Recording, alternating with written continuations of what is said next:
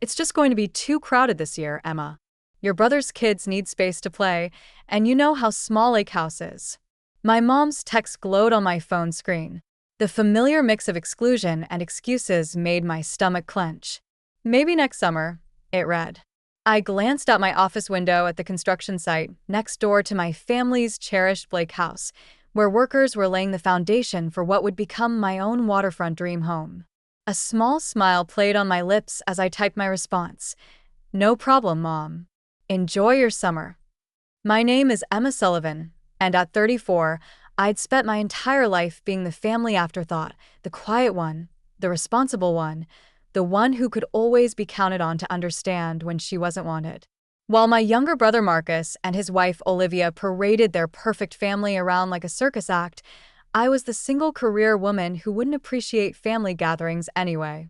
What they didn't know was that 6 months ago, my grandmother Ella Laner had left me a secret inheritance, one that would change everything. Are you sure about this, Emma? Gran had asked during our last private lunch together, sliding an envelope across the table. The lakefront property next to your parents' house. It's yours if you want it. I never told them I bought it 30 years ago. Been paying the taxes quietly ever since. I'd stared at her, confused. But why keep it a secret? Gran's eyes had twinkled with mischief. Because I saw how they treated you, dear. How they always push you aside for Marcus. I wanted you to have something that was just yours, something they couldn't take away or diminish. Now, watching the construction crew work, I remembered every summer spent at that lake house. Every time I was told to give up my room for Marcus's family, every holiday I was asked to stay home because space was tight. The property Gran left me was twice the size of my parents' lot, with better views and private beach access. My phone buzzed again. Another text from Mom. I knew you'd understand, honey. Marcus twins need the extra bedroom this year, and Olivia's expecting again. We have to make space for the nursery. I set my phone down without responding and walked out to meet with Carlo, my architect. How's everything progressing? I asked, surveying the site. Perfectly on schedule, Miss Sullivan, he replied. The foundation will be done next week, and then we start on the frame. By midsummer, you'll have the most beautiful house on the lake. I smiled, imagining my family's faces when they realized what was happening. They'd been so wrapped up in Marcus' life that they hadn't even noticed the construction next door.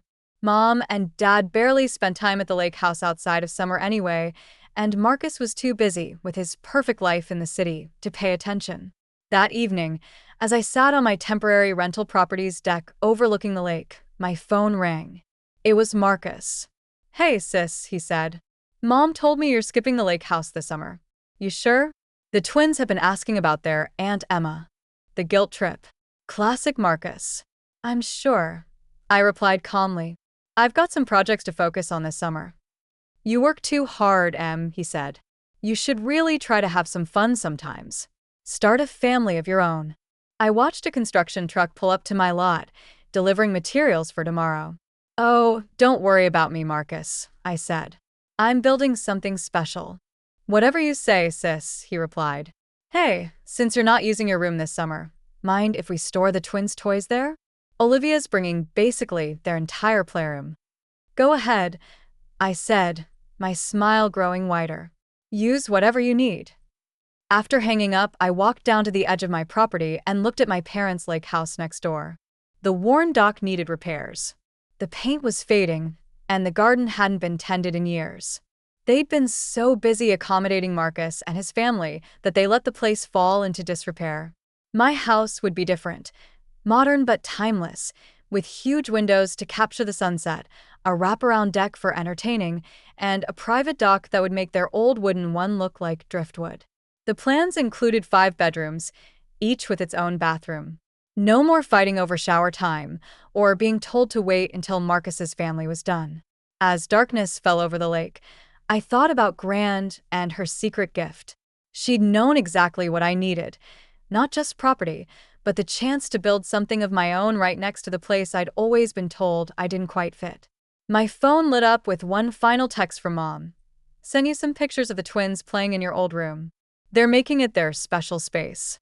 Hope you don't mind. I didn't respond. Instead, I opened my laptop and reviewed the plans for my house's great room. With its 20-foot ceiling and wall of windows facing the lake, it would be visible from every window of my parents' house. Sometimes, the best response to being excluded is to build something bigger than they could ever imagine. And I was just getting started. 2 months into construction, my dream home was taking shape. The frame was up, the walls were going in, and the massive windows I'd specially ordered were being installed.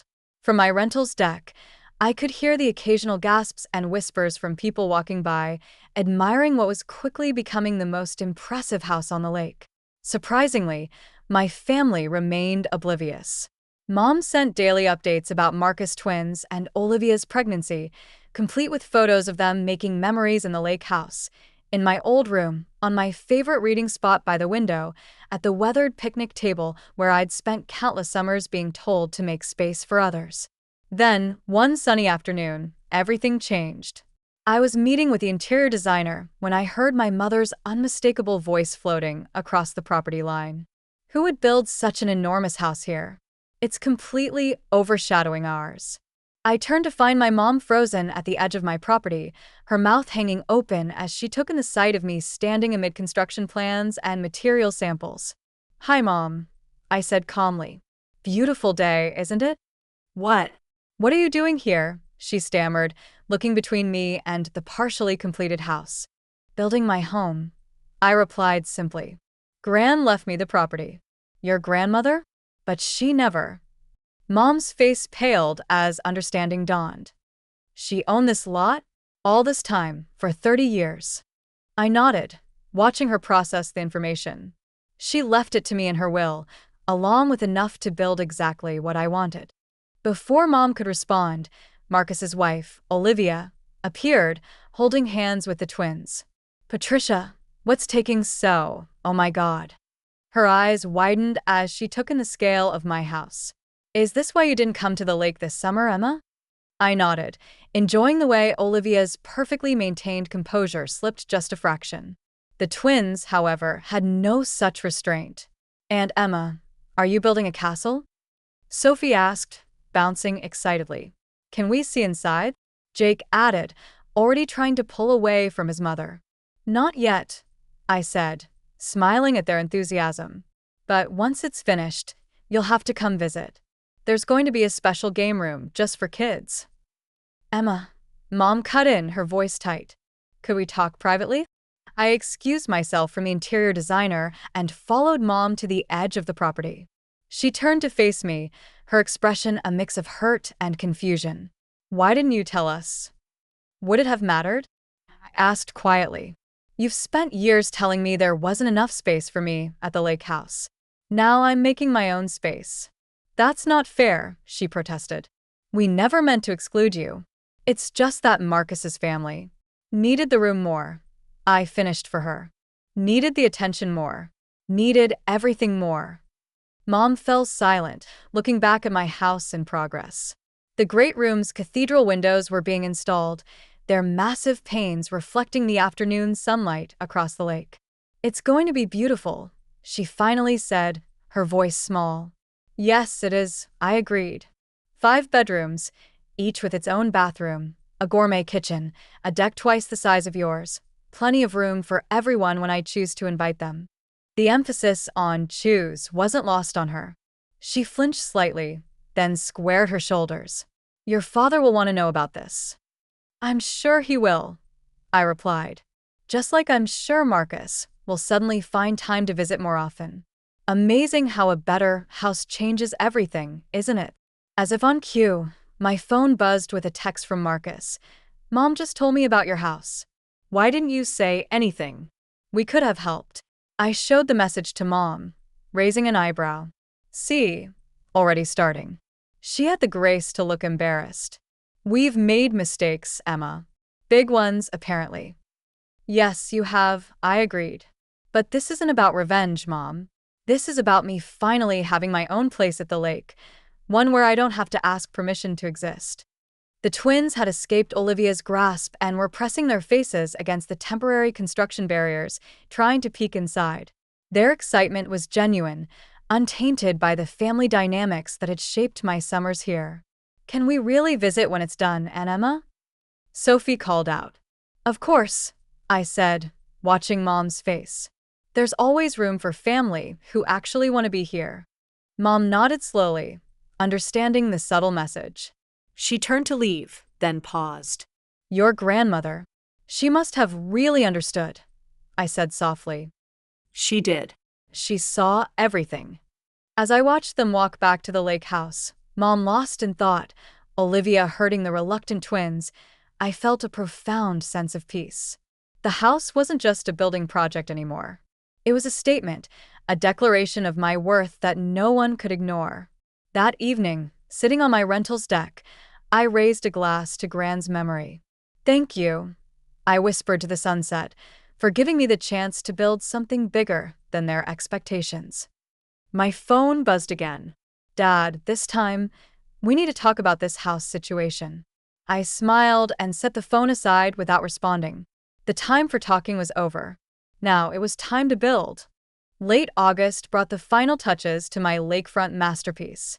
The landscaping was complete, creating a lush natural barrier between my property and my parents' weathered lake house. My modern dock extended further into the water than theirs, with a covered boat slip and a sun deck that caught the last golden rays of summer. The contrast between the two properties couldn't have been more striking. As my furniture was being delivered, I noticed increased activity next door. Mom was frantically weeding the long-neglected garden. Dad had hired someone to repair their dock, and Marcus had shown up unexpectedly with his family, the first time he'd ever visited the lake house outside of their scheduled summer stay. Emma, he called out, jogging over to my property line. The house looks incredible. Listen, Olivia and I were thinking. No, I said simply, not letting him finish. You don't even know what I was going to say, he protested. You were going to suggest moving your family's summer stay to my house instead, I replied, checking items off my delivery list. The answer is no. His face flushed. Come on, Em. The twins would love it. And with the new baby coming. Marcus. I cut him off, finally looking up. This isn't your backup lake house. This is my home. He ran a hand through his hair, frustration evident. Why are you being so difficult? We're family. Funny how I'm only family when you want something, I observed. Where was this family spirit all those summers the first was told to stay away? Before he could respond, Dad appeared behind him. Everything okay here? Perfect, I said, turning back to my clipboard. Marcus was just leaving. That evening, as I arranged furniture in my great room, watching the sunset paint the lake in brilliant oranges and pinks through my wall of windows, Mom appeared at my front door. Can I come in? She asked tentatively. I nodded, continuing to adjust a cushion on my oversized sectional. She walked in slowly, taking in the soaring ceilings, the gleaming hardwood floors, the state-of-the-art kitchen visible through the open floor plan. It's magnificent, Emma, she admitted. Your grandmother would have loved it. She helped design it, I replied. Before she passed, we spent hours going over plans. She knew exactly what this meant to me. Mom sank onto one of my bar stools, looking suddenly older. I've been thinking about what you said, about how we treated you. I kept telling myself we were being fair, that Marcus needed more because of his family. But she gestured around the room. Clearly, we were wrong about a lot of things. I stayed quiet, letting her continue. Your father and I, we took you for granted. Assumed you'd always understand. Always step aside. We didn't realize we were pushing you away. Did you ever wonder, I asked, my voice steady, why Gran left this to me and not to all of us? Mom's eyes filled with tears. Because she saw what we couldn't or wouldn't. She saw you, Emma, all of you. Not just the convenient parts, not just the pieces that fit into our perfect family picture. She saw how much it hurt every time we chose Marcus, every time we told you to stay away, every time we made you feel like you didn't belong. A sound from the doorway made us both turn. Dad stood there, looking uncomfortable in my grand entryway. The contractor quoted us $20,000 to update our kitchen, he said, avoiding my eyes. Said it would help the property value. I almost laughed. Even now, They were competing, trying to keep up. Dad, I said gently, this was never about property values. It was about having my own place where I don't have to apologize for existing. He nodded slowly, finally meeting my gaze. We got it wrong, didn't we? Yes, I agreed. But that doesn't mean we can't get it right from here. I walked to my kitchen and pulled out 3 glasses, filling them with wine. Stay for dinner, I offered. Just us. No Marcus, no Olivia, no twins. Let's talk about how we move forward.